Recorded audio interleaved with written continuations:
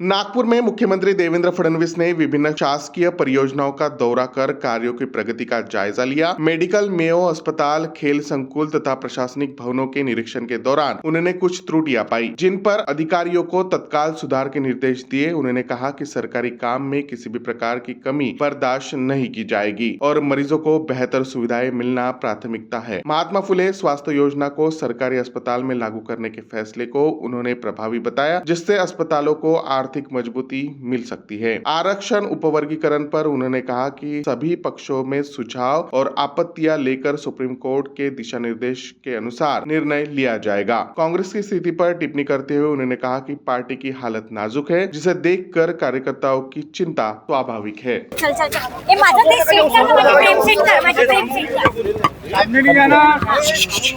भाऊ, तुम्ही आज मेडिकल आणि मेवोच्या परिसराची पाहणी केली, बांधकामाची काय स्टेटस आहे आणि दर्जेदार काम होत आहे की मागच्या वेळेस तुम्ही खडसावलं होतं अधिकाऱ्यांना? आणि आज एकाच दौऱ्यामध्ये 4 ठिकाणी आपण जाणार. जे काही शासकीय प्रकल्प चाललेले आहेत त्याच्यामध्ये नागपूर वैद्यकीय महाविद्यालय असेल, इंदिरा गांधी वैद्यकीय महाविद्यालय असेल किंवा नागपूरचं क्रीडा संकुल असेल, जिल्हाधिकारी विभागीय आयुक्त संकुल असेल, या सगळ्या बांधकामांना मी आज भेटी देतो आहे.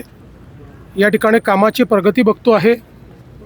काही ठिकाणी ज्या त्रुटी मला आढळून येत आहेत त्या त्रुटींचं देखील नोंद घेऊन अधिकाऱ्यांना सूचना करतो आहे, कारण सरकारी काम हे त्रुटीपूर्ण राहू नये अशा प्रकारचा आमचा प्रयत्न आहे.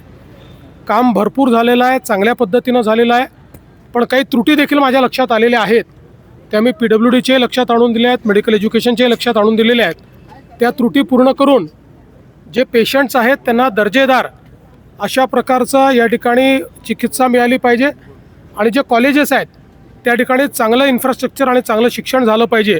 अशा दोन्ही गोष्टींवर आम्ही या ठिकाणी लक्ष फोकस केलं आहे. महात्मा फुले ज्या पद्धतीनं काम सुरू आहे या हॉस्पिटलमध्ये, एका हॉस्पिटलला 4 कोटी रुपये मिळालेले आहे या हॉस्पिटलला. अशा पद्धतीनं राज्यभर अनेक ठिकाणी पैसे मिळतात, इन्शुरन्सचे पैसे महात्मा फुले योजनेतून मिळतात गव्हर्नमेंटला. मला असं वाटतं की आम्ही एक अतिशय उचित निर्णय घेतला की महात्मा फुले योजना ही आमच्या सरकारी हॉस्पिटल्सला लागू केली, कारण सरकारी हॉस्पिटल्समध्ये चांगलं इन्फ्रास्ट्रक्चर आहे, चांगले डॉक्टर्स आहेत, व्यवस्था आहेत.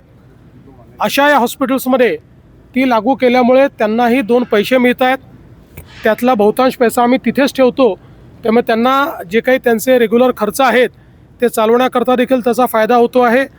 आणि मला असं वाटतं की केवळ खाजगी लोकांच्या भरोश्यावर योजना न चालवता आता शासकीय हॉस्पिटल्स त्याच्यामध्ये आल्यामुळे हॉस्पिटलची संख्या, प्रोसिजरची संख्या ही मोठ्या प्रमाणात वाढली आहे आणि इथे नागपूरच्या या शासकीय महाविद्यालयाने यामध्ये अतिशय उत्तम काम केलं. पुढच्या निवडणुका भाजप शिवसेना वेगळा लढेल असं शिवसेनेचे 2 मंत्री म्हटलेले आहे. लोकांमध्ये संभ्रम वाटतो की यांच्यात आलबेल आहे की नाही म्हणून. कोण मंत्री म्हणाला? किरसाट आणि उदय सावंतांनी त्याला दुजोरा दिला. मला असं वाटतं की शिवसेनेमध्ये बोलण्याचा अधिकार हा केवळ एकनाथ शिंदेजींना आहे. एकनाथ शिंदेजींनी जर काही एखादं स्टेटमेंट त्या ठिकाणी दिलं तर मला तुम्ही त्याच्यावर विचारलं पाहिजे. याच्या संदर्भात तुम्हाला विचारायचं स्पोक्सपर्सनला विचारलं पाहिजे. विधानसभा में दारू पी के आए थे, ऐसा आरोप हुआ था, कैसे देखते हैं इस तरह? ठीक है, मुझे इसकी जानकारी नहीं है, लेकिन वो वीडियो जो मैंने देखा उस वीडियो में वो नॉर्मल तो नज़र नहीं आ रहे थे. चूँकि मेरे पास अभी उसकी पुख्ता जानकारी नहीं है तो उस पर पुष्टि करना ये ठीक नहीं है, पर अगर इस प्रकार के आरोप लगते हैं तो बहुत गंभीर है. काँग्रेसचे नेतेच का? आरक्षणाचं जे उपवर्गीकरण होतं त्यावरून अनेक संभ्रम आहे, मंत्र्यांमध्ये देखील आहे, नागरिकांमध्ये देखील आहे. सरकारची नाही, त्या संदर्भात सगळ्यांना आपण ऑब्जेक्शन करता वेळ दिलेला आहे. हे जे वर्गीकरण आहे सर्वोच्च न्यायालयाच्या आदेशान्वये होतं आहे. त्याच्यावर माननीय उच्च न्यायालयाच्या न्यायाधीशांना, निवृत्त न्यायाधीशांना 1 मॅन कमिटी नेमली होती. त्यांनी त्यांचा प्रस्ताव दिला आहे.